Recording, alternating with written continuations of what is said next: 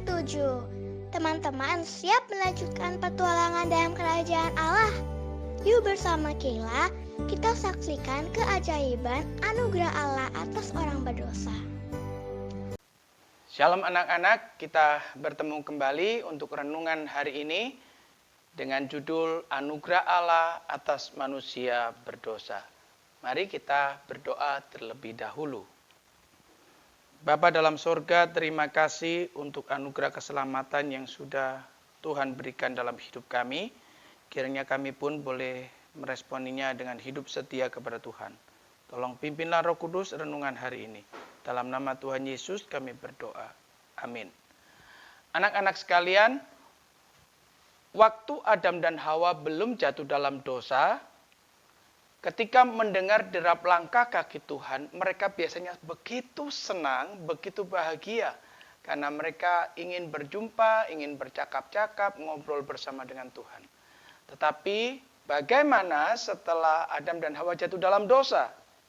Nah, waktu yang lalu kalian sudah mendengar satu cerita renungan bahwa Adam dan Hawa telah melanggar perintah Tuhan dan akibatnya mereka jatuh dalam dosa.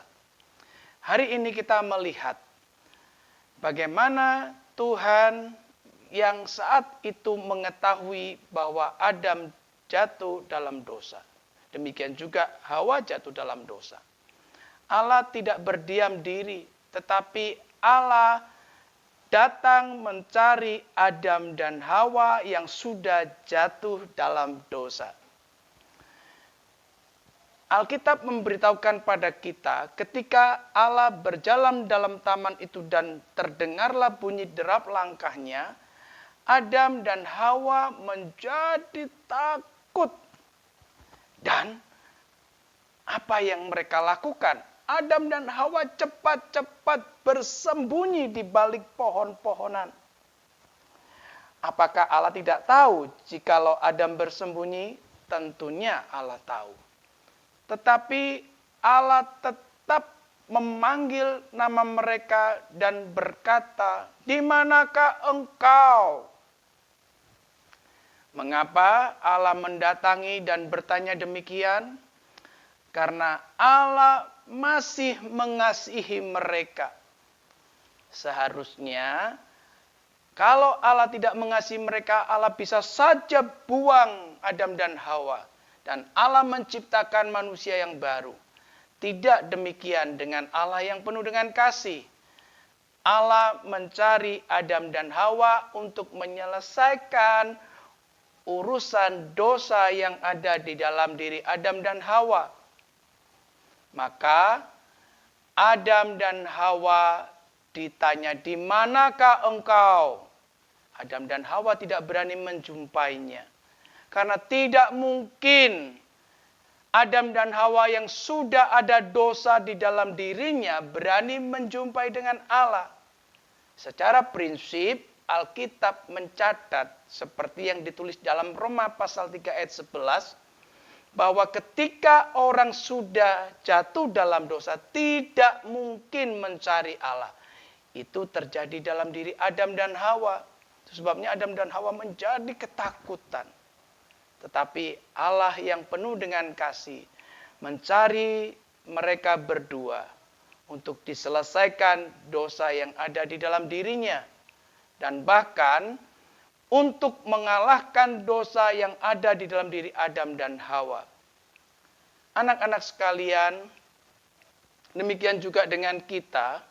Kalau kita ini sedang berbuat salah terhadap seseorang, entah itu kepada papa mama kita atau ibu bapak kita atau kepada bapak ibu guru atau kepada siapapun, maka seringkali kita menjadi ketakutan. Dan waktu ketakutan itu ada, sebenarnya perlu ada penyelesaian setiap kesalahan. Demikian juga Adam dan Hawa. Ketika Adam dan Hawa sudah tidak mungkin lagi berani berjumpa dengan Tuhan, Tuhanlah yang mendatangi Adam dan Hawa, menyelesaikan urusan dosa mereka berdua. Anak-anak sekalian, mungkin kalian bertanya, "Aduh, masa gitu saja perlu diselesaikan?" Oh, sangat perlu. Lihat saja ketika Allah akan menyelesaikan dosa mereka, Allah hanya bertanya, "Di manakah engkau?" Maka jawaban Adam, "Aku takut bersembunyi. Aku telanjang." Maka Allah juga menanyakan beberapa pertanyaan. Apa yang serius dari hal ini? Akibat dosa yang dilakukan oleh Adam dan Hawa, ternyata ada kerusakan lain yang disebabkan karena Adam dan Hawa. Yaitu Adam dan Hawa saling tidak lagi bisa menjadi orang yang rukun. Adam menyalahkan pertama kali Allah. Karena Adam menjawab, "Perempuan yang kau tempatkan di sisiku ini Tuhan yang menyebabkan aku makan buah itu." Berarti Adam sudah tidak lagi baik dan dengan Tuhan. Adam juga tidak baikan dengan Hawa. Tapi Hawa juga tidak baik juga dengan ular. Hawa menjawab kepada Allah, "Ular itu loh Tuhan yang menipu aku, yang memperdaya aku sehingga aku makan buah itu." Nah, anak-anak sekalian, itu sebabnya Allah yang penuh dengan kasih ingin menyelesaikan urusan dosa ini. Sehingga manusia punya kesempatan kembali untuk bisa bersekutu dengan Tuhan Allah. Manusia bisa kembali mempunyai satu hubungan yang akrab, yang intim dengan Tuhan Allah. Anak-anak sekalian, kita bersyukur kalau kita punya Allah yang Maha Kasih. Jikalau kita bersalah kepada Tuhan, mari kita mohon ampunan. Jikalau kita bersalah kepada Tuhan, mari kita juga bertobat. Demikian juga kalau kita mungkin bersalah kepada orang lain, Alkitab mengajarkan untuk kita belajar mohon pengampunan dari orang yang lain juga. Memohon, memaafkan. Itu sebabnya firman Tuhan hari ini mengajarkan kepada kita bahwa Allah itu kasih adanya dan mau mengampuni setiap anak-anaknya yang mau mengaku salah dan bertobat. Puji Tuhan. Renungan sampai di sini. Kiranya renungan ini boleh menjadi berkat buat kita sekalian.